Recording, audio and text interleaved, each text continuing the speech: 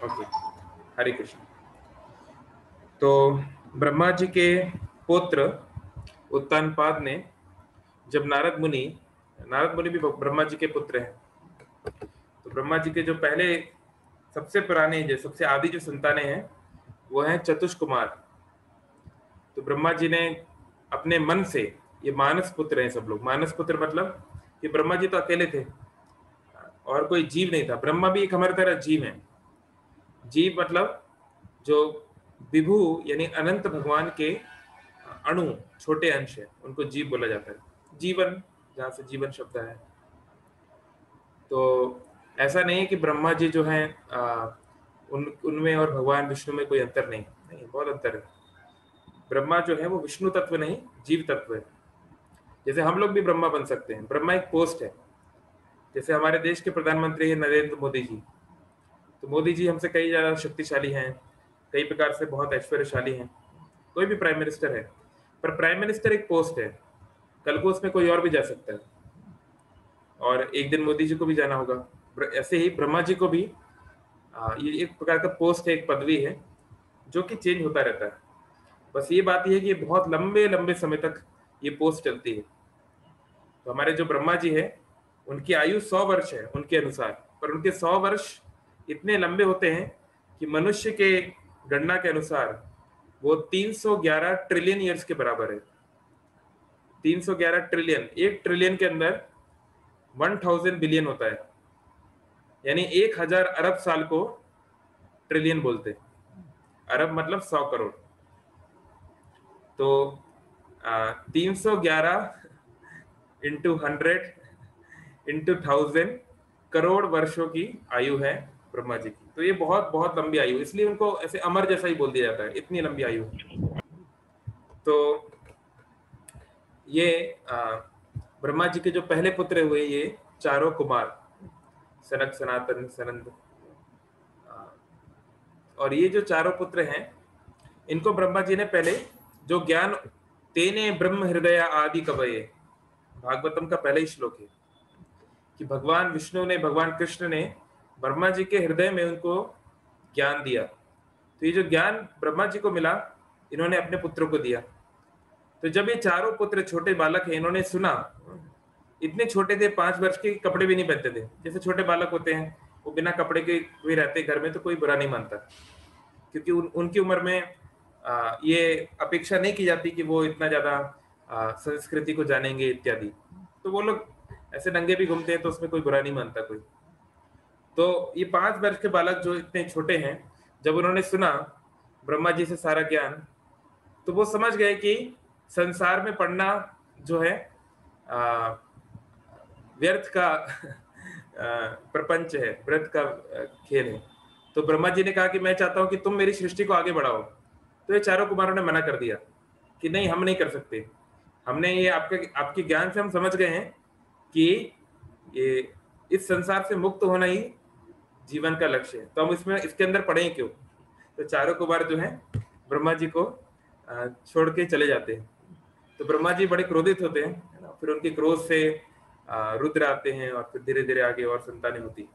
जो सबसे छोटे पुत्र हैं ब्रह्मा जी के, वो हैं नारद।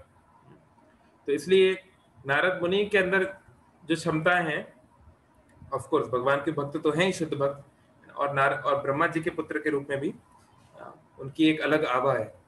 तो जब नारद मुनि ने उत्तानपाद को समझाया कि तुम्हें डरने की आवश्यकता नहीं है, ध्रुव भले ही 5 साल का बालक है, भले ही वो जंगल में है, भले ही वहां पर बहुत ही भीषण जानवर हैं, बड़ी ही मुश्किल स्थिति है, लेकिन चिंता मत करो, क्योंकि वो भगवान विष्णु की तपस्या करने गया है, भगवान विष्णु को प्रसन्न करने गया है, इसलिए साक्षात भगवान उसकी रक्षा कर रहे हैं।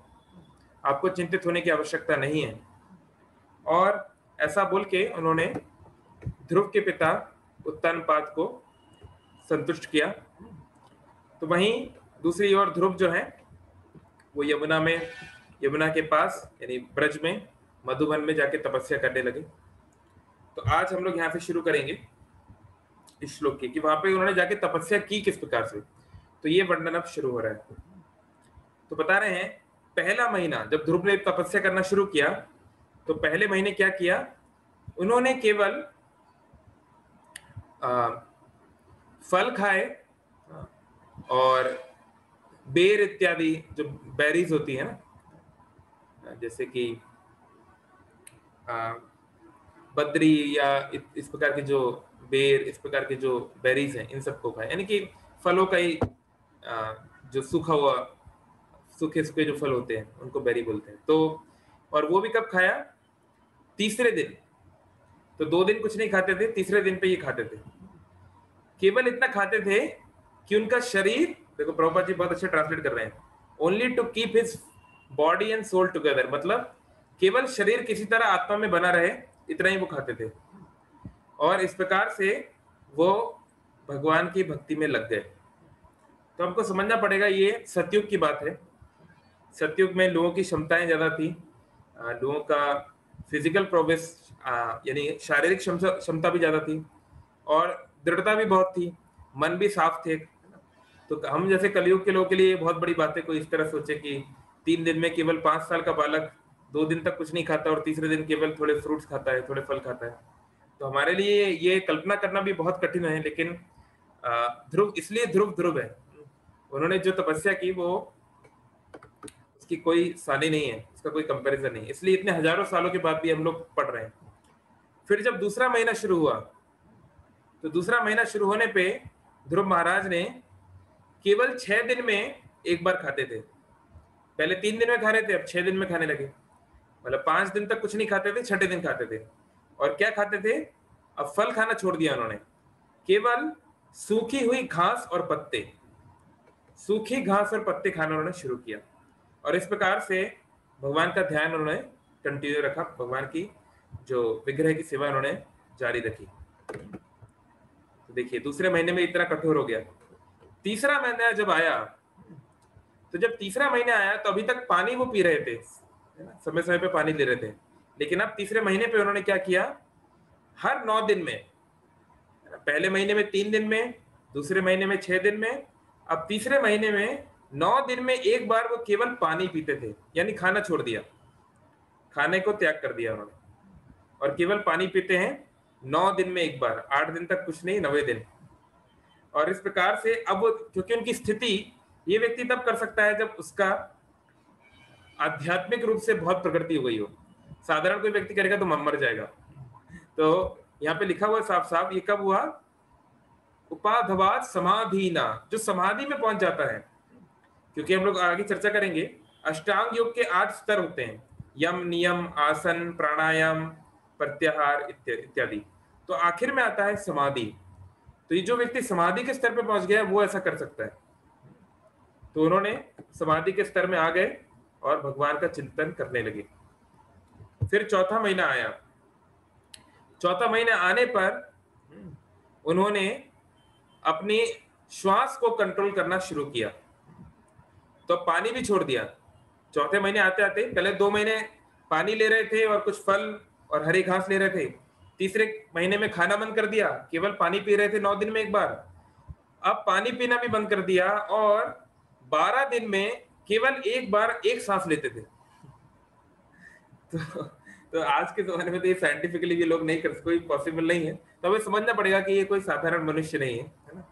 तो 12 दिन में एक बार एक सांस लेते हैं और उससे ये सब कुछ चल रहा है। तो ये लग सकता है बड़े अजीब बात कि कैसे 12 दिन में कोई ऐसे रह सकता है। तो देखिए, जैसे मैंने आपको बताया, ब्रह्मा जी के 100 दिन, तो गीता में भी एक श्लोक है, बताता है कि ब्रह्मा जी के एक दिन में सहस्त्र युग होते हैं। सहस्त्र युग का मतलब है, अभी हम जिस युग में रह रहे हैं इसको बोलते हैं कलयुग। कलयुग की आयु है 4,32,000 साल। 4,32,000 साल कलयुग की आयु है, जिसमें से कुछ 5,100 साल गुजर चुके हैं। यानी अभी कलयुग करीब 4,27,000 साल और चलेगा। ये लंबी आयु कलयुग की है। तो कलयुग के पहले जो युग आता है, सामान्य तौर पे कलयुग के पहले आता है त्रेता युग। सामान्य तौर पे सतयुग के बाद आता है द्वापर युग, द्वि, फिर आता है त्रेता युग, त्रिय, फिर आता है कलयुग। लेकिन इस बार त्रेता और द्वापर युग स्वैप हो गए, अपना अपना स्थान बदल लिए।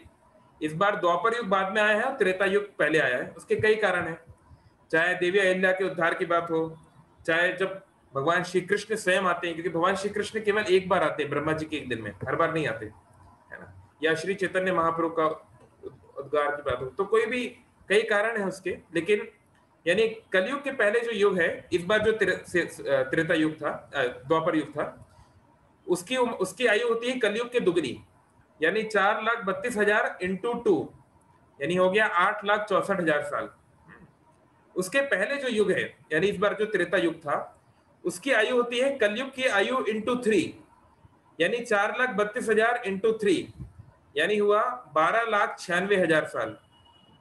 और जो सतयुग होता है, सतयुग की आयु होती है कलयुग की आयु इंटू 4, यानी 4,32,000 इंटू 4, यानी 17,28,000 साल आएगा।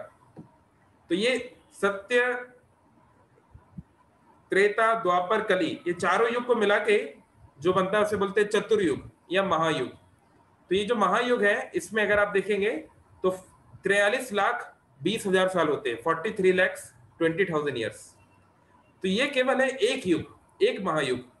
ऐसे हजार महायुग जब खत्म होते हैं, तब ब्रह्मा जी का एक दिन कंप्लीट होता है।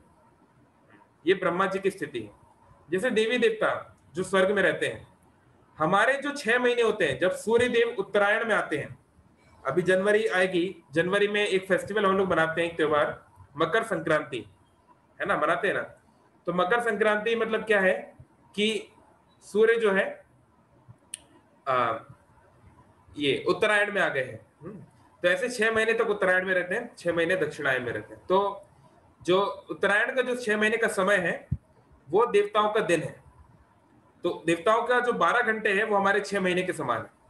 तो ब्रह्मा जी तो देवताओं से बहुत ऊंची स्थिति में है, इसलिए ब्रह्मा जी के जो एक दिन है, वो हमारे 43 लाख सालों के बराबर है। और इतनी ही लंबी ब्रह्मा जी की रात भी होती है।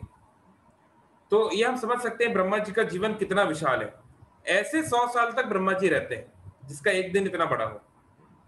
तो लेकिन ये जो इतनी बड़ी आयु है ब्रह्मा की, 311 ट्रिलियन ईयर्स, ये भगवान विष्णु के लिए क्या है? तो ये ब्रह्मा और सारे जो ब्रह्मांड है, ये आ रहे हैं भगवान विष्णु का जो महारूप है, जिसको महाविष्णु बोलते हैं, या टेक्निकली इसको कारणदक्षाय विष्णु बोलते हैं। कारणदक्षाय विष्णु एक कारण सागर में लेटे हुए हैं, और जब आप समुद्र में या पानी के अंदर अगर आप सांस लोगे तो क्या होगा, बबल्स निकलेंगे। तो उनके हर एक पोर से, शरीर के सारे हर एक पोर से, हर एक छिद्र से एक बबल बाहर निकलता है।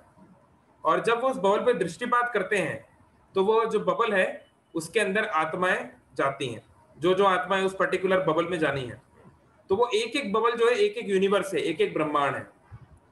तो अगर आप महाविष्णु की दृष्टि से देखो, तो महाविष्णु ने सांस छोड़ी, ये बबल बने, उन्होंने दृष्टिपात किया, ब्रह्मा जी गए, ब्रह्मा जी मतलब भगवान कर्णदक्षाय विष्णु ने अपना एक रूप लिया, उसको बोलते गर्भोदक्षाय विष्णु। ब्रह्मा जी का जन्म हुआ, ब्रह्मा जी ने बहुत कुछ किया, हजारों बार पृथ्वी बनी, टूटी, प्रलय हुआ, ये हुआ, वो हुआ, 311 ट्रिलियन ईयर्स खत्म हो गए। अब महाविष्णु ने सांस अंदर ले ली। तो जब महाविष्णु सांस अंदर लेते हैं, तो सारे ब्रह्मांड वापस उनके अंदर चले जाते हैं, सारे जीव दोबारा शरीर छोड़ देते हैं, ब्रह्मा जी की भी मृत्यु हो जाती है। तो कहने का मतलब है, जो ब्रह्मा जी की इतनी लंबी आयु है, 311 ट्रिलियन ईयर्स, जो हमारे को बहुत आश्चर्य में डाल सकती है, वो महाविष्णु का केवल 1 सेकंड है। महाविष्णु सांस छोड़ते हैं और लेते हैं, इतने में इतना सब कुछ हो जाता है। तो जिन लोगों ने साइंस में रिलेटिविटी थ्योरी पढ़ी है, वो लोग इमेजिन कर सकते हैं कि वैदिक रिलेटिविटी थ्योरी कितनी ज्यादा डेप्थ उसके अंदर है, कि इतने सारे ट्रिलियंस ऑफ ईयर्स केवल महाविष्णु की सांस को लेना और छोड़ने के बराबर है। और उसके ऊपर जो है आध्यात्मिक जगत, वो तो समय और स्थान के परे है, स्पेस और टाइम के परे है, वहां पे टाइम का कोई कैलकुलेशन ही नहीं है। इसलिए ये बहुत अजीब लग सकता है कि कैसे ध्रुव एक 5 साल का बालक ऐसा कर सकता है। लेकिन हमें समझना है कि हमारी बुद्धि और हमारे मन और हमारे जो अनुभव है, वो बहुत छोटे हैं। इस संसार में बहुत कुछ ऐसा है जो हमें अद्भुत लगेगा, क्योंकि हमारी स्थिति उतनी ही है। कलयुग के तुच्छ मनुष्यों को ज्यादा कोई स्थिति नहीं है कि वो ज्यादा कुछ समझ पाए। तो एनीवे, तो ये ध्रुव ने किया 4थे महीने में। फिर 5वां महीना चालू हुआ।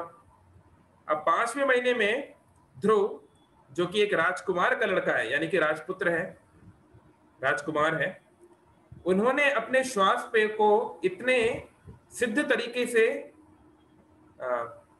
नियंत्रित कर लिया कि वो केवल एक पैर पे खड़े थे, एक खम्भ की तरह, एक डंडे की तरह, बिना हिले, और अपने मन को परम ब्रह्म में लगा रहे थे। तो ब्रह्म मतलब होता है परम सत्य। भगवान के दिव्य शरीर से जो ज्योति निकलती है उसको बोलते हैं ब्रह्म ज्योति। तो परम जो ज्योति है या ब्रह्म है उसका कोई रूप नहीं होता। इसलिए आप देखेंगे संसार में अधिकतर लोग या हिंदुओं में अधिकतर हिंदू जो होते हैं वो ब्रह्मवादी होते हैं। अधिकतर जो लोग भी धर्म का पालन करते हैं वो ब्रह्मवादी होते हैं। ब्रह्मवादी मतलब वो ये समझते हैं कि परम सत्य का कोई रूप नहीं, निराकार है, उसका कोई गुण नहीं, निर्गुण है। और वो सोचते हैं कि जो देवी देवता है वो केवल उसका एक रूपांतरण है। जैसे अभी चल रहा है नवरात्रि, तो और ब्रह्मवादियों में भी अभी जो है जो अद्वैतवादी है वो बहुत ज्यादा पॉपुलर है आजकल हिंदुइज्म में, आजकल मतलब पिछले 1000 सालों से। तो उनका फिलॉसफी क्या है? उनका फिलॉसफी है ब्रह्म सत्य जगत मिथ्या। ब्रह्म सत्य जगत मिथ्या, इसका अर्थ हुआ कि वो ये ऐसा समझते हैं कि परम सत्य जो है वही केवल एकमात्र सत्य है, बाकी सब हमको जो कुछ भी हम देखते हैं वो सब एक झूठ है, वो सब माया है, वो सब मिथ्या है।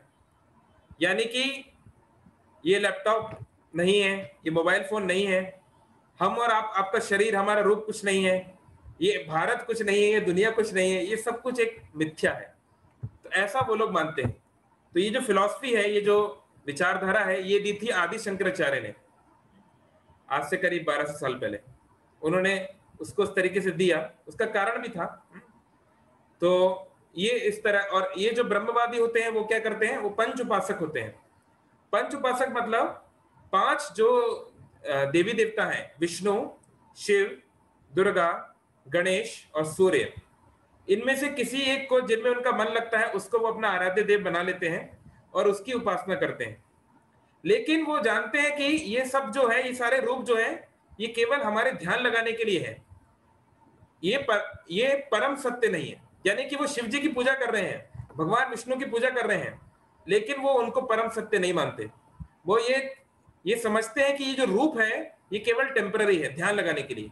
हमें इसके ऊपर जाना है, हमें निराकार निर्ब्रह्म में जाना है। इसलिए आप बहुत सारे देखेंगे लंबे लंबे दाढ़ी वाले बाबा जी होते हैं, लिखा रहता है ब्रह्म विलीन या 1008 ब्रह्म विलीन हो गए, ये हो गए, वो हो गए। तो इनको बोला जाता है ब्रह्मवादी। लेकिन ब्रह्मवादी जो होते हैं, भगवान श्री कृष्ण ने गीता में बोला, तिरस्कार किया है ब्रह्मवादियों का। अव्यक्तिम व्यक्तिमापानम मन्नते माम बुद्धया। मैं एक व्यक्ति हूं, भगवान कृष्ण बोलते हैं मैं एक व्यक्ति हूं, मैं एक असली जीता जागता व्यक्ति हूं, मैं कोई लाइट नहीं हूं, मैं कोई फिनोमेना नहीं हूं, है ना, मैं कोई केवल ऊर्जा नहीं हूं, मैं एक शक्तिमान हूं। लेकिन अव्यक्तिम व्यक्तिमापानम, वो ऐसा मानते हैं कि अव्यक्ति जो व्यक्ति नहीं है, यानी कि जैसे ये लाइट है, यहाँ पे ट्यूबलाइट जल रही है, ट्यूबलाइट एक एनर्जी है, एक शक्ति है, लेकिन वो कोई व्यक्ति नहीं है। मैं ट्यूबलाइट से को खाना नहीं खिला सकता, ट्यूबलाइट से बातचीत नहीं कर सकता, ट्यूबलाइट से मैं कोई लेन देन नहीं कर सकता, कोई प्रेम संबंध नहीं बना सकता, है ना। तो यही ब्रह्मवादियों की समस्या है कि वो भक्ति के जो गहराई है उसको समझ नहीं पाते। वो समझते हैं भक्त लोग इमोशनल हैं, भक्त लोग ज्यादा इमोशनल हो जाते हैं कि ठीक है थोड़ा हरे कृष्ण हरे राम करो, इतना करने की क्या जरूरत है, बैठ जाओ एक जगह और आंख बंद कर लो और कुछ मत सोचो बस। तो ये ब्रह्मवादियों की समस्या है। तो भगवान खुद गीता में बोल रहे हैं कि परम भावम अजानंतो, वो नहीं जानते कि मेरी परम स्थिति क्या है। मन्नते माम अबुद्धया, जो अबुद्धया है, जिनकी बुद्धि कम है, वो इस ब्रह्मवाद को मानते हैं। वो नहीं समझते कि जिस महान ज्योति से वो प्रभावित हो रहे हैं, वो ज्योति मेरे शरीर से आ रही है। साफ साफ गीता में भगवान ने एक बहुत डायरेक्टली लाइन बोल दी, ब्रह्मो ही प्रतिष्ठा, ब्रह्म की प्रतिष्ठा मैंने की, मुझसे ब्रह्म आया, मैं ब्रह्म से नहीं आया हूं। ऐसा नहीं है कि वो लाइट से, वो ब्रह्म से भगवान कृष्ण आ गए और कृष्ण को हमें थोड़ी देर तक पूजना है, फिर कृष्ण को हटा देना है पिक्चर से, फिर हमें वो लाइट के बाद चले जाना है, ये नहीं है। वो लाइट है भगवान से आने वाली दिव्य ज्योति। तो ये हमें अंतर पता होना चाहिए ब्रह्म तत्व में और भगवत तत्व में, दोनों का बहुत अंतर है। इसलिए एक भक्त अगर हरे कृष्ण का जप कर रहा है और एक ब्रह्मवादी भी हरे कृष्ण का जप कर रहा है, उसमें जमीन आसमान का अंतर है। जैसे सपोज मेरा किसी से प्रेम का संबंध है ना? तो जैसे मान लो एक बच्चा जब अपनी माँ को बुलाता है, और एक मान लो एक कोई साधारण व्यक्ति है ना, वो ऐसे करके बुला रहा है, मिसेस शर्मा आइए, है ना। तो दोनों एक ही व्यक्ति को बुला रहे हैं, लेकिन बहुत अंतर है जिस प्रकार से शर्मा जी उनको या वो उनको उसको ग्रहण करेंगे, है ना, क्योंकि जिसका जितना संबंध होता है वो सामने वाले व्यक्ति को उतना समझ पाता है। तो ऐसे ही भक्ति भी एक संबंध का ज्ञान है, और भगवान को उस तरीके से देखना पड़ता है।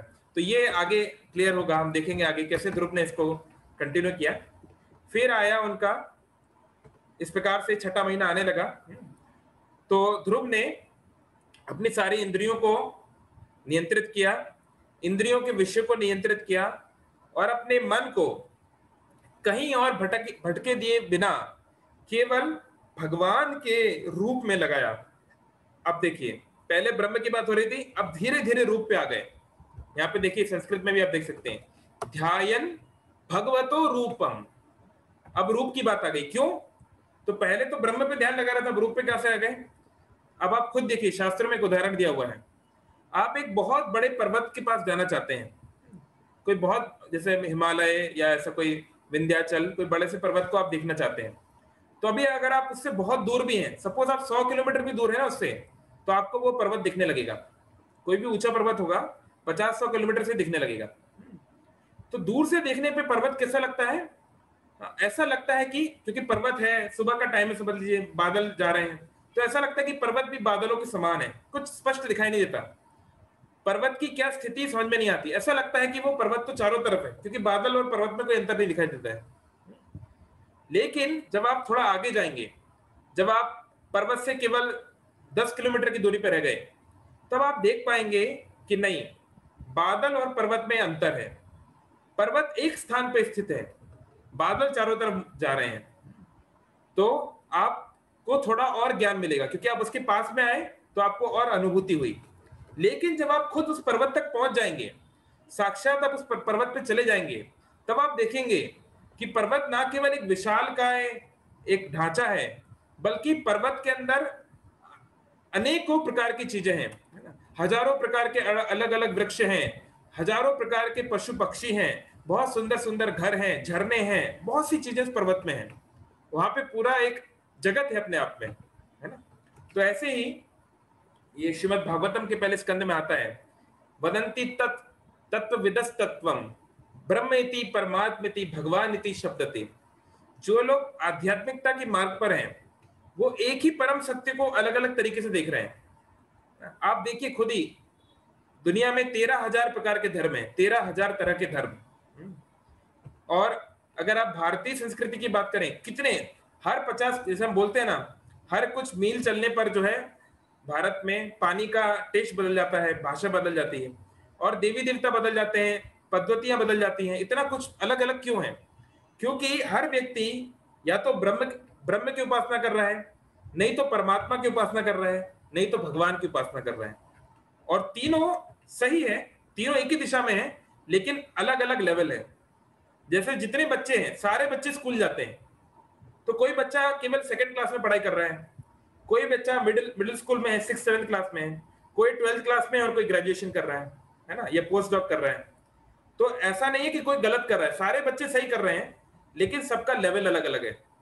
जो बच्चा पोस्ट डॉक कर चुका है, पीएचडी कर चुका है, उसके लेवल को 2nd क्लास के लेवल के बराबर नहीं माना जा सकता, उनमें जमीन आसमान का अंतर है। ऐसे ही जो भी व्यक्ति धर्म के मार्ग पर है, जो भी व्यक्ति अध्यात्म के मार्ग पे है, वो इन 3 तत्वों में से कहीं ना कहीं तो होगा, किधर ना किधर होगा। इवन अगर आप देखें इस्लाम को भी देखें, तो वहां पर भी ब्रह्म तत्व की बात होती है, वहां पर भी भगवान का कोई रूप नहीं, इस प्रकार की बात आती है। कोई भी आप देखें, क्योंकि इसके अंदर सब कुछ कवर हुआ है इन 3 तत्वों के अंदर। लेकिन फिर भी भगवान को दूर से देख के उनको एक ज्योति मानना, एक शक्ति मानना, और भगवान के पास जाके भगवान के साथ संबंध बनाना, उनके अलग अलग रूपों में सेवा करना, भगवत सेवा करना, उसमें बहुत अंतर है ना। तो इसलिए अब हम देख रहे हैं धीरे धीरे ध्रुव ने पहले जो कि ब्रह्म के ऊपर उपासना कर रहे थे, अब धीरे धीरे भगवत उपासना पे आ गए। ओके, फिर नेक्स्ट फिर बोल रहे हैं ध्रुव महाराज ने इस प्रकार से श्री भगवान को पकड़ लिया। भगवान जो कि इस भौतिक संसार के एकमात्र सहारा है और सभी जीवों के स्वामी हैं, और इस प्रकार से तीनों जगत जो है त्राहिमाम त्राहिमाम करने लगे। ध्रुव महाराज जो कि एक राजपुत्र थे, एक पैर पे खड़े थे और उनके उनके पैर के जोर से आधी पृथ्वी नीचे जाने लगी। जिस प्रकार से एक हाथी के वजन से नाव हिलने लगती है। जैसे अगर आप कोई बहुत बड़ी नाव है, इसमें अगर हाथी को ले जाएं और अगर हाथी ज्यादा प्रेशर डालने लगे तो बड़ी दिक्कत। तो ध्रुव की अब इतनी शक्ति हो गई थी, इतनी उच्च स्थिति पे पहुंच गए थे समाधि के, कि जो है उससे सारे संसार के ऊपर उसका फर्क पड़ने लगा। ध्रुव महाराज भगवान विष्णु के समान ही भारी हो गए और भगवान की चेतना में उन्होंने अपने शरीर के सारे छिद्रों को बंद कर दिया। इस कारण से सारे ब्रह्मांड का श्वास बंद होने लगा और सभी देवी देवता भी सफोकेशन मतलब कि सांस की कमी को महसूस करने लगे और श्री भगवान की शरण में गए। तो देखिए, ये इसलिए शुद्ध भक्त की जो स्थिति होती है वो देवी देवताओं से भी बहुत ऊंची होती है, क्योंकि देवी देवता भी भगवान के भक्त हैं, वो लोग भगवान को मानते हैं, भगवान के विरोधी नहीं है। लेकिन हर व्यक्ति जो भगवान की भक्ति कर रहा है वो एक स्तर पे नहीं होता, अलग अलग लेवल होता है। जैसे मैंने एग्जांपल दिया, हर बच्चा जो स्कूल में है वो एक समान नहीं है। तो देवी देवता जो होते हैं सामान्य तौर पे वो होते हैं कर्म मिश्र भक्त। कर्म मिश्र भक्त मतलब वो भगवान की भक्ति करते हैं, भगवान को परम मानते हैं, वो जानते हैं कि भगवान के कारण हम लोग जी पा रहे हैं, भगवान की कृपा से हम जी पा रहे हैं और भगवान ही सभी जीवों के नियंता है।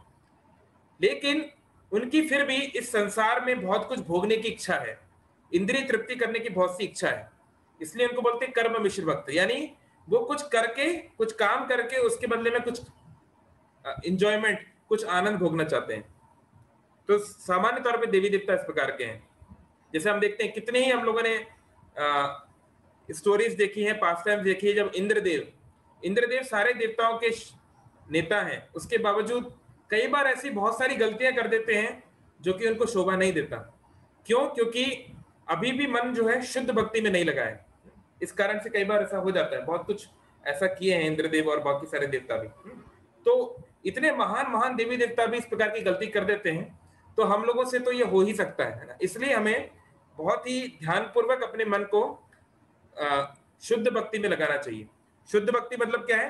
अन्य अभिलाषिता शून्यम। ऐसा नहीं कि हमारी कोई अभिलाषा नहीं है,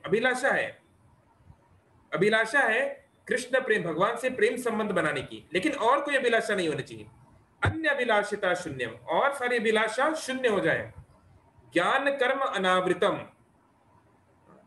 और ज्ञान और कर्म के पर्दे उसमें ना हो, वो उसको ढके ना। अनुकूल लेना कृष्ण अनुशीलनम, और ऐसी हम सेवा करें जो कृष्ण को अनुकूल हो, कृष्ण को अनुशील हो, कृष्ण को पसंद आए। सेवनम भक्ति रुच्यते, ऐसी सेवा को भक्ति कहते हैं। तो कहने का मतलब है कि इंद्र आदि देवता भी भगवान की सेवा कर रहे हैं, वो भी भगवान को प्रसन्न करने का प्रयास कर रहे हैं, लेकिन कई बार ये कर्म मिश्र हो जाते हैं। यानी कई बार वो अपने स्वार्थ में या अपने आनंद के लिए ऐसा कुछ कर बैठते हैं जो भगवान को ठीक नहीं लगेगा। जैसे रामचरित्र मानस में भी ऐसा एक वर्णन आता है कि जब भरत महाराज, भगवान राम के भाई भरत, तो उन्होंने जो है जब उन्होंने सब सुना क्या हुआ, कैसे मंत्रा ने उनकी माँ की बुद्धि फेरी इत्यादि, तो भरत ने पूरा मन बना लिया कि हम लोग जाएंगे, श्री राम के पास जाएंगे और राम को वापस लेकर आएंगे। उसके लिए उन्होंने पूरी तैयारी करने लगे, क्या हम उनको बोलेंगे इत्यादि। तो इंद्र को बड़ा चिंता होने लगी, क्योंकि सारे देवी देवताओं की रक्षा के लिए ही भगवान आए हैं, है ना। भगवान बोलते हैं भागवतम के पहले स्कंद में, एते च अंश कलह पुंस्त कृष्णस्तु भगवान स्वयं इंद्रारी व्याकुलम लोकम मृदयंती युगे युगे। भगवान युगे युगे आते रहते हैं, समय समय पे आते रहते हैं। क्यों? इंद्रारी, जो इंद्र के दुश्मन है, यानी जो देवताओं के दुश्मन है, यानी कि जो भगवान की बनाई हुई सरकार के या भगवान के बनाए हुए प्रतिनिधियों के खिलाफ जाते हैं, उनको उनको उनका संहार करने के लिए, उनको उनका कल्याण करने के लिए भी भगवान आते हैं। तो इंद्र ने बड़ी मुश्किल से, सारे देवी देवताओं ने सरस्वती देवी को प्रार्थना की थी, तो सरस्वती मंथरा की जिह्वा पे आई और इतना सुंदर तरीके से मंथरा ने घुमाया कैकेयी को कि कैकेयी की सारी बुद्धि भ्रष्ट हो गई।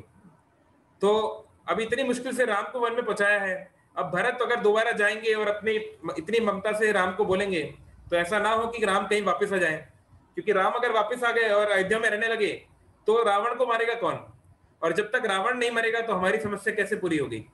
तो इंद्र को बड़ी चिंता हो रही थी। तो वो जाके पूछते हैं, है ना, अपने गुरु बृहस्पति से, है ना, कि इस बार भी क्या हम दोबारा भरत के जिह्वा पे सरस्वती को बिठा दें, या भरत की बुद्धि में सरस्वती को बिठा के उनकी बुद्धि गुमराह कर दें, जैसे हमने मंथरा की थी। तो देव गुरु बृहस्पति बहुत आश्चर्यचकित होते हैं। वो सोचते हैं कि इंद्र जो है इसके सहस्त्र नेत्र हैं। सहस्त्र नेत्र मतलब जिसके हजार हजार आंखें हैं। इंद्रदेव को एक श्राप मिला था जिसके कारण उनकी 1000 आंखें हो गई। आज हम उस पर चर्चा नहीं करेंगे, पर एक वो अलग स्टोरी है। तो बृहस्पति ने देखा कि हालांकि इस व्यक्ति की 1000 आंखें हैं, फिर भी ये ज्ञान से अंधा है, फिर भी इसकी एक भी आंख काम नहीं करती। तब कुछ कीन राम रुख जानी, अब कुछ आली करई होई हानि। तो बृहस्पति बोलते हैं, देखो सुरेश, देखो इंद्र, हमने उस समय जो कुछ भी किया था वो राम के स्वभाव को जान के किया था। अब कुछ आली करई हुई हानि, लेकिन अगर अब तुमने कोई गलत चाल चली तो तुम्हारी हानि हो जाएगी। सुनु सुरेश रघुनाथ सुबाहु, निज अपराध रिसाई न काहू। हे सुरेश, हे देवताओं के ईश्वर, मेरी इस बात को ध्यानपूर्वक सुनो। रघुनाथ का स्वभाव समझो। भगवान का स्वभाव क्या है? निज अपराध रिसाई न काहू। भगवान उनके चरणों पे कोई अपराध हो जाए तो बुरा नहीं मानते, उसको वो ज्यादा उसको तौल नहीं देते, उसके ऊपर ज्यादा वो ध्यान नहीं देते। लेकिन भरत चरण अपराध जो करई, राम रोष पावक सो जरई। लेकिन भगवान के भक्तों के चरणों में कोई अपराध करेगा तो फिर तो उसे राम के रोष यानी राम के क्रोध अग्नि में जलना पड़ेगा। ये भक्त की स्थिति है। तो कहने का मतलब है कि देवता जो लोग जो कि कर्म मिश्र भक्त हैं और जो शुद्ध भक्त हैं, भरत जैसे या अभी ध्रुव जैसे, उनमें बहुत अंतर है। तो देखिए, ध्रुव एक 5 साल के बालक हैं, लेकिन बड़े बड़े देवी देवताओं को हिला दिया उन्होंने अपनी भक्ति की शक्ति से। तो सारे देवता जाके श्री भगवान नारायण, तो देवी देवता जब जाते हैं तो भगवान विष्णु के कौन से रूप के पास जाते हैं? शिरोदक्षाई विष्णु। भगवान विष्णु के भी बहुत सारे रूप हैं और सारे रूपों तक किसी के एक्सेस नहीं है। देवी देवता लोग गर्भोदक्षाई विष्णु के पास नहीं जा सकते या कारोदक्षाई विष्णु तक नहीं जा सकते। वो केवल भगवान के शिरोदक्षाई रूप तक जा सकते हैं, जो कि क्षीर सागर में स्थान जहाँ पे शयन करते हैं।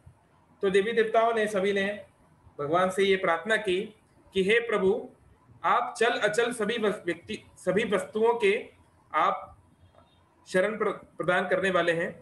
हम सभी जीव जो हैं सांस नहीं ले पा रहे हैं, है ना, हमारी सांस जो है रुक रही है। हम लोगों ने इस प्रकार का अनुभव कभी नहीं किया। आप अपने शरणागत सभी जीवों का उद्धार करते हैं, उनको शरण देते हैं, इसलिए हम आपकी शरण में आए हैं। हमें इस खतरे से, इस स्थिति से बचाइए। तो भगवान बोलते हैं, श्री भगवान उवाचा, मेरे प्यारे देवताओं, आप इस स्थिति से व्यथित ना हो, चिंतित ना हो। ये उत्तानपाद के पुत्र यानी ध्रुव की महान तपस्या और दृढ़ता के कारण ऐसा हो रहा है। जिसकी बुद्धि पूरी तरीके से मुझ में लगी हुई है, तो उसके कारण सारे ब्रह्मांड का जो श्वास है वो उसमें कुछ विघ्न आया है। आप सब अपने घर पे चले जाएं, मैं अभी जाके इस बालक की आ, तपस्या को रोकता हूं और आप सभी इस स्थिति से बच जाएंगे। तो भगवान जो है इस प्रकार से सभी देवी देवताओं को आ, ये बोलते हैं कि चिंता की कोई आवश्यकता नहीं है। फिर अगला चैप्टर शुरू हो रहा है। तो मैत्रेय बोलते हैं विदुर से, इस प्रकार से भगवान के द्वारा समझाए जाने पर सभी देवी देवता सभी प्रकार से के भयों से मुक्त हो गए, भगवान को प्रणाम किए और अपने अपने लोकों में चले गए। तो भगवान है ना, जो कि सहस्त्र ऋषभ भगवान का एक अवतार है, वो गरुड़ देव के ऊपर बैठे और मधुवन की ओर प्रस्थान किए, जहां पे ध्रुव तपस्या कर रहे थे। तो इस प्रकार से भगवान का जो दिव्य रूप है, जो कि चमक रहा था, बिजली की तरह चमक रहा था, तो ध्रुव ने जब समाधि की परम स्तर पे पहुंच गए, तब उन्होंने अपने ध्यान में भगवान को देखा। लेकिन ये जो रूप है जिसको वो देख रहे थे, वो वहां से चला गया। जो हृदय में वो जिस रूप को देख पा रहे थे, वो वहां से चला गया। तो इस कारण से ध्रुव बहुत चिंतित हो गए और उनका ध्यान टूट गया। लेकिन जब उन्होंने अपनी आंखें खोली, तो जिस भगवान का सुंदर रूप वो हृदय के अंदर देख रहे थे, उस भगवान को उन्होंने सामने पाया, उसी सुंदर रूप को। तो यहां पे बताया गया है कि अष्टांग योग की पराकाष्ठा क्या है। तो जैसे हमने बोला, पहले प्रकार के जो आध्यात्मिकवादी होते हैं, वो उनको बोलते हैं ब्रह्मवादी। उनसे जो श्रेष्ठ है उनको बोलते हैं परमात्मावादी। परमात्मावादी मतलब जो ये जानते हैं या ये प्रयास कर रहे हैं भगवान को हृदय में दर्शन करने के, उन्हें बोलते हैं परमात्मावादी। तो परमात्मावादी और ब्रह्मवादी में अंतर क्या है? ब्रह्मवादी समझते हैं कि भगवान तो हर जगह है और हर चीज ही भगवान है। वो हर चीज को ही ब्रह्म मानते हैं, या हर चीज ही भगवान है या कोई भगवान नहीं है। क्योंकि अगर हर चीज ही भगवान है तो फिर भगवान का क्या खासियत रह गई, है ना? जैसे ये मोबाइल फोन, मैं और कृष्णा, हम तीन लोग यहाँ पे बैठे हुए हैं, तो उनके लिए हमें कोई अंतर नहीं है, सब कुछ एक जैसा है, चाहे जीव हो, चाहे सजीव हो, चाहे निर्जीव हो, है ना? तो बहुत लॉजिकल थ्योरी नहीं है, लेकिन फिर भी। लेकिन परमात्मावादी ये नहीं मानते। परमात्मावादी ये जानते हैं कि ये सब जो है ये भगवान की शक्ति है। ये मोबाइल फोन कोई भगवान नहीं है, ये कोई भगवान का रूप नहीं है, है ना? ये भगवान की शक्ति है, भगवान की क्रिएशन है। तो क्रिएटर और क्रिएशन में अंतर को समझते हैं।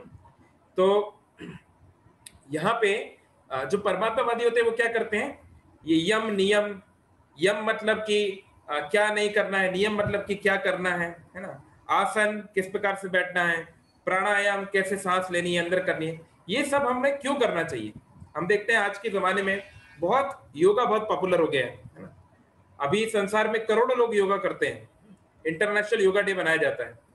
लेकिन जितने अधिकतर योगी हैं, तथाकथित मॉडर्न योगी जो लोग हैं, वो केवल आसन और प्राणायाम करते हैं, यम नियम भी नहीं मानते। यम आसन प्राणायाम के पहले आता है यम नियम, मतलब खान पान कैसा होना चाहिए, कैसे उठना बैठना है, क्या चीज करनी है क्या नहीं करनी, है ना? मांस मछली खाना है कि नहीं खाना, मदिरा पीना है कि नहीं पीना, कितनी स्त्रियों या कितने पुरुषों से संबंध रख सकते हैं, कब कब रख सकते हैं, बहुत सारे नियम है शास्त्रों में। तो उनको तो वो मानते नहीं। तो यम नियम को छोड़ के डायरेक्ट आसन और प्राणायाम पे आ जाते हैं। तो आसन प्राणायाम ऐसे करने से कुछ तो लाभ होगा, शारीरिक रूप से लाभ होगा, लेकिन जो अष्टांग योग का जो फल था समाधि, वो कभी नहीं मिलेगा। कितना भी हाथ पैर चलाते रहो, उससे भगवान की दर्शन कभी नहीं होंगे, जब तक हम लोग पूरी तरीके से प्रोसेस नहीं फॉलो करेंगे। और वैसे भी अष्टांग योग अब कलयुग में करना पॉसिबल नहीं है, क्योंकि अष्टांग योग के लिए पहली कंडीशन है कि वो वन में होना चाहिए, खाली स्थान पे होना चाहिए। घर परिवार में सबके साथ में बैठ के आप अष्टांग योग नहीं कर सकते नहीं तो बहुत इतने डिस्टर्बेंसेस हैं। ऐसा बोला कि गांव में भी नहीं कर सकते, तो फिर शहर की तो बात छोड़ दो। तो इसलिए अष्टांग योग पॉसिबल नहीं है कलयुग में। कलयुग के लिए तो केवल हरे कृष्ण महामंत्र, हरिनाम संकीर्तन ही एकमात्र मार्ग है, जिसमें इतना सारे रूल रेगुलेशन नहीं है। अष्टांग योग में बहुत सारे रूल रेगुलेशन है। तो एनीवे, तो ध्रुव महाराज ने ये सारे स्टेजेस को पार करके 8वीं स्टेज पे गए, और जब योगी समाधि के स्तर पे होता है, तब उसे भगवान के दर्शन हो जाते हैं हृदय में। और जब उसे भगवान दिख गए, तो उसको फिर संसार में कुछ देखने की इच्छा नहीं होती, इसलिए वो ध्यान में ही रहता है, वो समाधि में ही रहता है। तो ऐसे ही, और जब वो समाधि में रहता है, भगवान को देख लेता है, तब वो आगे चल के भक्ति में, आगे भक्ति योग में आ सकता है, क्योंकि अब उसने भगवान को देख लिया। अब उसकी इच्छा होगी कि भगवान के साथ मेरा कुछ संबंध बने, तो वहां से भक्ति शुरू होती है। तो कहने का मतलब है कि ध्रुव ने जिस भगवान को दर्शन कर रहे थे, जिसको देख के उनको इतना आनंद आ रहा था, उसको वो रूप चला गया, लेकिन उन्होंने अपने सामने भगवान को पाया। तो पाया, उसके बाद क्या किया ध्रुव ने? जब ध्रुव महाराज ने श्री भगवान को अपने सामने देखा, तो वो बहुत व्याकुल हो गए और बार बार, है ना, मुंह यानी कि बार बार प्रणाम करने लगे भगवान को। वो इसको बोलते हैं दंडवत। दंड मतलब होता है डंडा या कि रॉड। तो जैसे कि एक डंडा अगर जमीन पे गिरेगा तो एकदम फ्लैट गिर जाता है, इस तरीके से। तो जब हम पूरी तरीके से इस तरीके से साष्टांग प्रणाम करते हैं, तो उसको बोलते हैं दंडवत प्रणाम। तो ऐसा दंडवत प्रणाम उन्होंने किया और वो भगवान के प्रेम में डूब गए। तो ध्रुव महाराज बहुत व्याकुलता पूर्वक, बहुत अष्ट सात्विक विकारों के साथ वो भगवान को ऐसे देख रहे थे जैसे कि वो अपनी आंखों से भगवान को पी रहे हो, या फिर वो भगवान के चरणों को चूम रहे हो, या भगवान को गले लगा रहे हो। तो ये भगवान की खासियत है। भगवान की खासियत क्या है?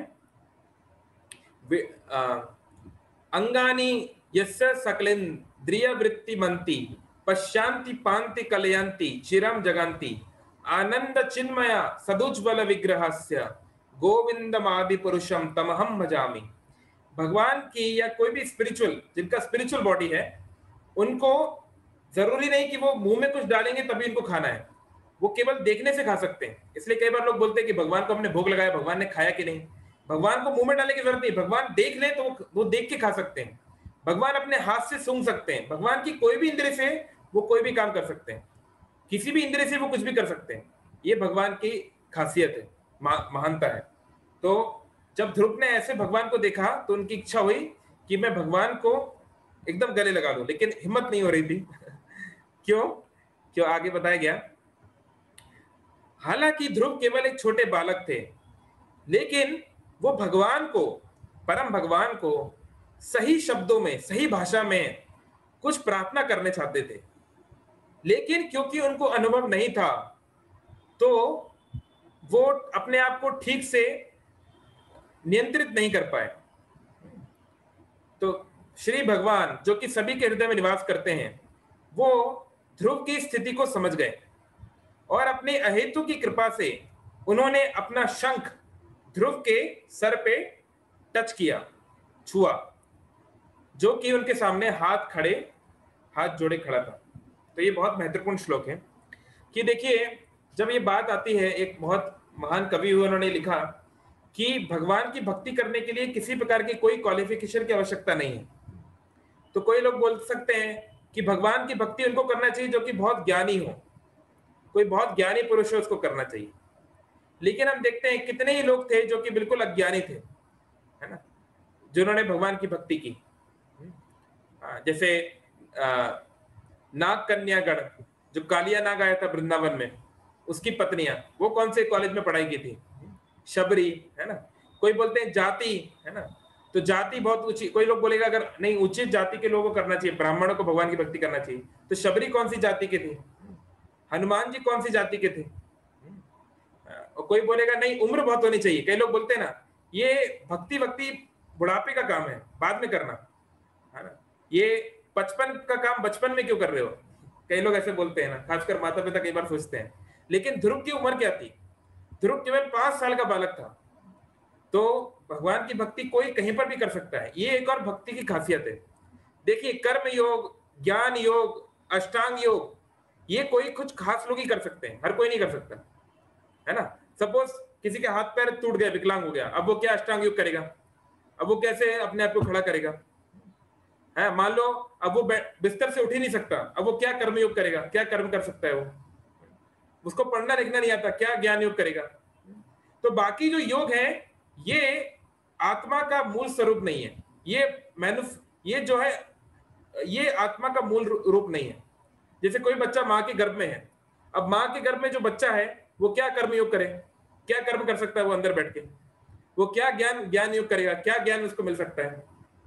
पहले तो चलो माताएं लोग थोड़ा रामायण भागवत महाभारत ये सब सुनती थी, आजकल तो सब टीवी देखती हैं, तो बेचारा बच्चा क्या सुन सकता है वहां पे, और क्या योग करे वो तो खुद ही उल्टा लेटा हुआ है, उसको एक बोरे में उल्टा लटका के बांधा गया है गर्भ के अंदर, वो क्या अष्टांग योग करेगा। लेकिन भक्ति योग वो तब भी कर सकता है, यानी कोई जाके अगर उसको माँ के पेट के पास में अगर हरे कृष्ण महामंत्र बोलता है, वो माँ अगर कीर्तन में जाती है, भागवत रामायण सुनती है, तो बच्चे को भी इसका फायदा होगा। और इसका सबसे अच्छा उदाहरण है प्रहलाद। प्रहलाद जब माँ के गर्भ में थे, अपनी माँ के गर्भ में, क्या नाम था, कयादू, हिरण्यकशिपु की जो पत्नी थी कयादू, उसको देवताओं ने बंदी बना लिया। नारद मुनि ने देखा कि बंदी बना रहे हैं देवता लोग, पूछा क्या हुआ, तुम्हें एक स्त्री को बंदी क्यों बना रहे हो। बोले ये हिरण्यकशिपु की पत्नी है। तो हिरण्यकशिपु की पत्नी है तो इसमें क्या अपराध है। बोले हाँ हम इसको कुछ नहीं करेंगे, लेकिन इसके गर्भ में हिरण्यकशिपु का बालक है, और जैसे सांप का बेटा सांप होता है, तो ये सांप इसके पहले कि बड़ा हो और हमको परेशान करे, इसके पहले ही हम उसको जैसे इसका जन्म होगा हम इसको मार देंगे। तो देखिए देवता लोग जो है हिरण्यकशिपु के बच्चे को मारना चाहते थे, लेकिन फिर भी उन्होंने इंतजार किया कि बच्चा पेट के बाहर आ जाए तब हम उसको मारेंगे। लेकिन आजकल के तो लोग इतने ज्यादा असुर बन चुके हैं कि बच्चे को गर्भ के अंदर ही मार देते हैं, बाहर आने का चांस भी नहीं देते। हर साल लाखों लाखों एबॉर्शन होते हैं, कितने ही बच्चों को गर्भ में मारा जाता है, और भारत में कितनी ही बेटियों को मारा जाता है कि बेटी आएगी तो भैया दहेज देना पड़ेगा, इतनी टेंशन कौन वाले, इसलिए वो जाओ वो टेस्ट कराओ, क्या बोलते हैं इसको, सोनोग्राफी ऐसा कुछ बोलते हैं, वहां के टेस्ट कराओ, उसका लिंग पता कर लो, अगर बच्चा लड़का है तो अच्छा है, लड़की है तो वहीं मार दो। तो यानी कि असुर लोग भी जो नहीं करते थे वो मॉडर्न आजकल के मनुष्य करते हैं, हमारा स्टैंडर्ड इतना गिर चुका है। तो एनीवे, तो हाँ, तो नारद ने बोला नहीं ये जो बालक है ये एक महान भक्त बनेगा भगवान का। तो फिर नारद मुनि की बात सब लोगों ने मानी और कयादू को छोड़ दिया। तो कयादू को नारद मुनि अपने आश्रम में ले आए और उनको वहां पर उन्होंने भगवान की भक्ति, भगवान के अलग अलग रूपों की, लीलाओं की कथा सुनाई, उनको भगवान तत्व के बारे में समझाया। तो प्रहलाद जो है वो गर्भ के अंदर बैठ के सुन रहा था, प्रहलाद ने गर्भ के अंदर बैठ के सुना, क्योंकि स्पिरिचुअल साउंड है, भले ही उसको समझ में आए चाहे ना आए। आप एक पेड़ के सामने बैठ के भी हरे कृष्ण महामंत्र करो, भले ही उस पेड़ को कुछ समझ में ना आ रहा हो, लेकिन उसका फायदा उसको कभी ना कभी होगा, किसी ना किसी जन्म में जरूर होगा। ये इसकी खासियत है हरि नाम की। तो इस प्रकार से ये ध्रुव महाराज जो है, हाँ, तो ध्रुव महाराज तो ऐसे भक्ति करने का कोई क्वालिफिकेशन नहीं, कोई भी कहीं पर भी भक्ति कर सकता है, मनुष्य भी ना हो तो भी कर सकता है ना, अगर कुछ खास स्थितियां हो तो। तो ध्रुव महाराज ने वो चाहते थे भगवान की मैं अच्छे से वंदना करूं, है ना, लेकिन अब 5 साल का बालक है, स्कूल नहीं गया, गुरुकुल नहीं गया, संस्कृत नहीं आती होगी, कैसे भगवान की प्रार्थना करे, कैसे क्या गाए। तो भगवान जो है वो भाव को समझ गए। चैतन्य भागवत में एक श्लोक है, मूर्खो वदति विष्णया धीरो वदति विष्णवे उभयस्तु समम पुण्यम भावग्राही जनार्दना। कोई मूर्ख व्यक्ति है, संस्कृत नहीं जानता, पढ़ा लिखा नहीं है, पंडित नहीं है, तो वो बोलेगा मूर्खो वदति विष्णया, विष्णु को मान लो कुछ अर्पण करना चाहता है, जैसे हम भगवान विष्णु को कुछ देना चाहते हैं, कुछ फ्लावर, कुछ भी, कोई गाय, कुछ रुपया, जो भी, तो वो हम भगवान को अर्पण करने के लिए वो मंत्र गा रहा है, तो वो विष्णया बोल रहा है। तो विष्णया ग्रामेटिकली या संस्कृत के व्याकरण के अनुसार गलत है। तो वो व्यक्ति मूर्ख है, वो नहीं जानता कि क्या बोलना चाहिए, लेकिन वो हृदय से भगवान को कुछ देना चाहता है, लेकिन वो गलत बोल रहा है। धीरो वदति विष्णवे, और कोई धीर व्यक्ति है, संस्कृत जानता है, पढ़ा लिखा है, पांडित्य है, वो विष्णवे बोल रहा है, यानी कि सही संस्कृत बोल रहा है। वो भगवान विष्णु को मैं अर्पण करता हूं, विष्णवे। उभयस्तु समम पुण्यम, लेकिन दोनों को समान पुण्य मिलेगा, दोनों को एक समान गति मिलेगी। क्यों? भावग्राही जनार्दना, जनार्दन सबको पालने वाले, जनों को पालने वाले भगवान कृष्ण, भगवान विष्णु भाव देखते हैं, किस भाव से इसने दिया। अगर दोनों का भाव समान है तो दोनों को समान रिजल्ट मिलेगा।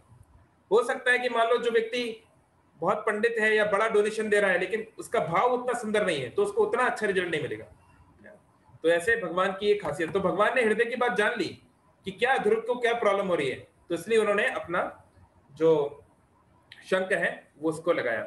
तो हम लोग कंप्लीट करने वाले हैं, किसी का कोई प्रश्न हो तो चैट बॉक्स में डाल सकते हैं, हम लोग बस इसको कंप्लीट करने वाले हैं, 1-2 वर्ष और। उस समय ध्रुव महाराज को उसी समय सारे वैदिक तत्वों और परम सत्य का पूर्ण ज्ञान हो गया। पूर्ण ज्ञान, भगवान और जीवों के बीच का संबंध का पूर्ण ज्ञान हो गया, और भक्ति के परंपरा के अनुसार, भक्ति की परंपरा जिसका यश चारों ओर है, ध्रुव को आगे चल के एक ऐसा लोक मिलेगा जिसका कभी संहार नहीं होगा। यहां तक कि जब प्रलय भी आता है तो उस लोक का संहार नहीं होता। और इस प्रकार से ध्रुव ने बहुत सुंदर प्रार्थनाएं कही। तो देखिए, भगवान ने तुरंत उस ध्रुव को वो सब दे दिया जो ब्रह्मा जी भी प्राप्त नहीं कर सकते। क्यों? ध्रुव की क्या क्वालिफिकेशन थी? ध्रुव का भगवान की भक्ति में, नारद मुनि के वचनों में दृढ़ विश्वास था, और इसके लिए वो अपने जीवन देने को भी तैयार था। 6 महीने उसने जो भक्ति की, ऐसी भक्ति की पूरे विश्वास के साथ कि हमारे गुरु ने बोला है हमको ऐसा ही करना है, और पूरी दृढ़ता के साथ अपना पूरा तन निछावर कर दिया। इसलिए भगवान ने फिर ध्रुव को जो दिया उसका कोई तुलना नहीं है। तो इसलिए हो सकता है कि मान लो हमारे अंदर बहुत सारे टैलेंट्स ना हो, मान लो हम अच्छा गाना नहीं जानते हो, या अच्छे से पूजन करना ना जानते हो, या शास्त्र पढ़ना ना जानते हो, या हम दिखने में अच्छे ना हो, या मान लो बहुत सारे हमारे अंदर प्रॉब्लम्स हो सकती हैं, पर उसका कोई अर्थ नहीं है। भगवान चाहे, जैसे हम उर्दू में कहावत है ना, अल्लाह मेहरबान तो गधा पहलवान। अगर भगवान की कृपा हुई तो गधा भी पहलवान बन सकता है। तो कहने का मतलब है कि भक्त को भगवान के ऊपर विश्वास रखना है। अवश्य राखी वे कृष्ण विश्वास पालन। मेरे लिए जितना आवश्यक होगा भगवान देंगे, मेरा काम है ध्रुव की तरह प्रयास करना, फिर जो होगा नहीं होगा वो तो भगवान हमको देंगे। ओके, तो हम लोग यहीं तक रखते हैं। आगे ध्रुव ने क्या प्रार्थना की उसको नेक्स्ट टाइम देखेंगे। ओके, हरे कृष्णा। किसी का कोई प्रश्न या कोई कमेंट? अगर हो तो आप अपने आप को अनम्यूट कर सकते हैं। हरे कृष्णा प्रभु, वन क्वेश्चन। जी जी, यस जतिन। तो मतलब जैसे हमने सुना है सब कुछ कि कितनी पावर होती है चैंटिंग में, कि होली नेम्स में, कि ध्रुव महाराज सिर्फ चैंटिंग करके या फिर सिर्फ वो करके उनका मतलब पोजीशन बहुत डिफरेंट हो गया।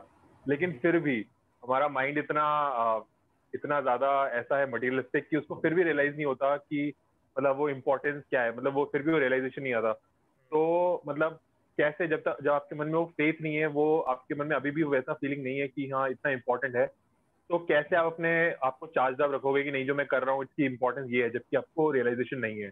तो कैसे आप अपने आप को मोटिवेट कर सकते हैं? यस, बहुत अच्छा प्रश्न है, क्योंकि रियलाइजेशन या अनुभूति का कोई सब्स्टिट्यूट नहीं है। और भक्ति में आगे बढ़ने का मतलब है जिसकी जितनी श्रद्धा है। ये जो भक्ति में कोई व्यक्ति कितना आगे है, ये हम उससे पता कर सकते हैं कि इसकी श्रद्धा कितनी है, भगवान में या भक्ति के अलग अलग प्रोसेस में कितनी श्रद्धा है।